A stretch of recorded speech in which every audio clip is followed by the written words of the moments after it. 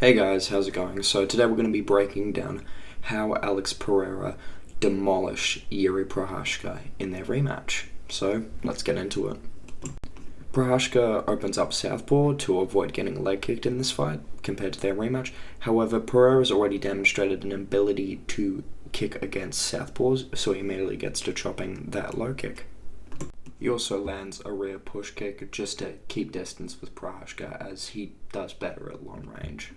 A really important exchange here. Prochazka leaps in with a long left hook. Pereira blocks it with, almost like a parry with his arm. He then circles out, gets back in his stance, ready to defend anything else, which is very important considering his defensive flaws in their previous fight. Now, Prochazka regularly likes to dip down low. This is to both, one, charge up a big uppercut to, fake out the opponent, or against Pereira to even go for takedowns.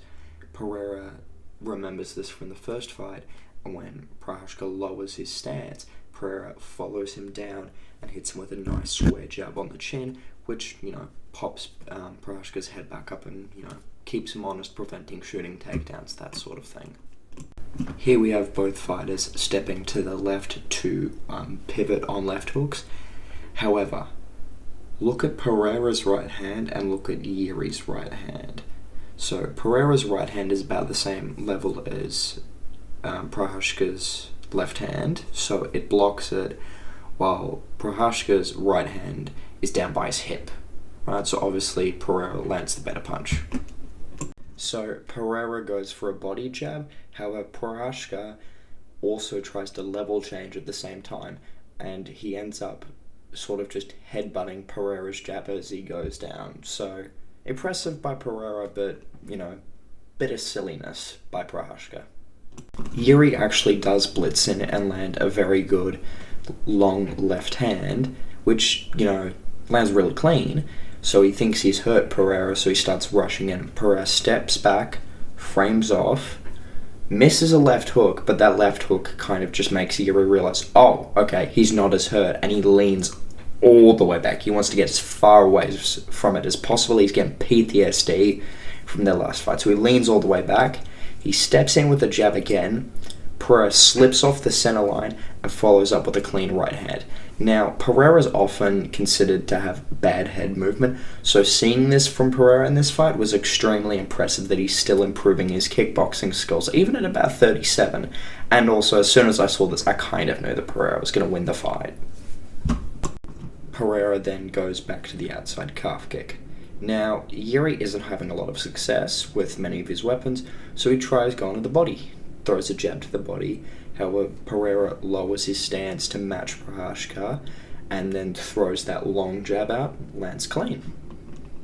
Prochazka puts his right hand up really, really high and begins dipping to his left, and he almost throws like a delayed left uppercut, like a lead uppercut. But, since it was so telegraphed, Pereira is able to time a good left hook, which kind of does get blocked. But again, the force of it's Pereira does knock Jiri back a little bit. Pereira's power is really, having an effect on Prochazka's offense and just how much, or in this case, how little he commits now. Jiri does eventually try and attempt a takedown, however, it's just nullified in the clinch. Jiri's holding Pereira up against the fence.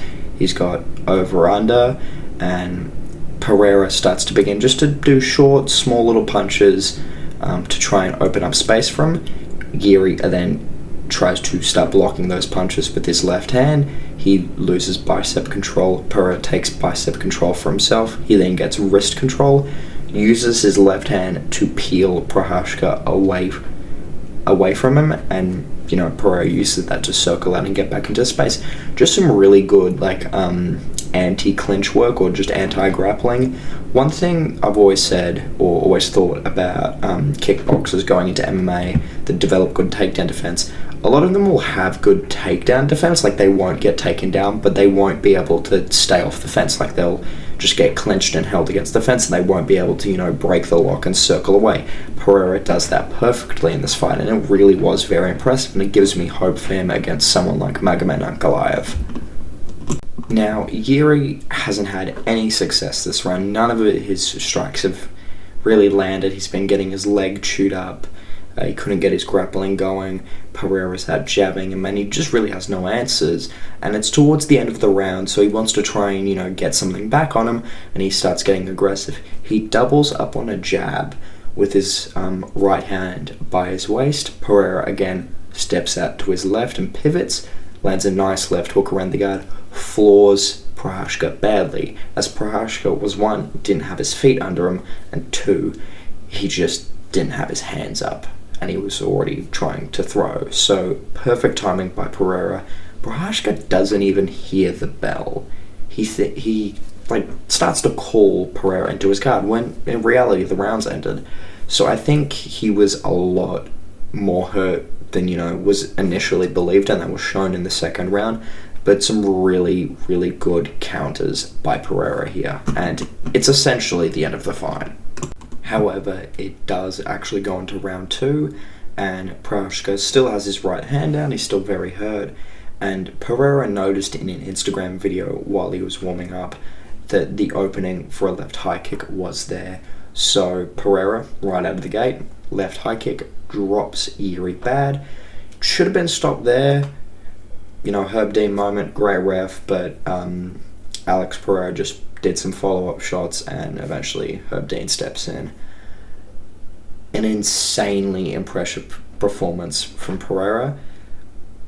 There was essentially flawless. In his first fight with Pereira, he really didn't have that much success. It was the low kicks, and then it was just the left hook that he landed against the fence. Prochazka out-grappled him and even outstruck him in the first fight.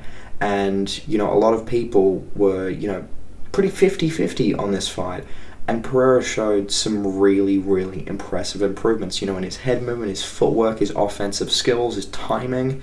He just picked apart and shut down, one of the most dangerous men in the division. Like, we saw him against Rakic. He just walked through all of his punches like it was nothing. And here we have Pereira sleeping him with ease. So I do think Pereira will very easily beat Khalil Roundtree, and I do think it'll be brutal.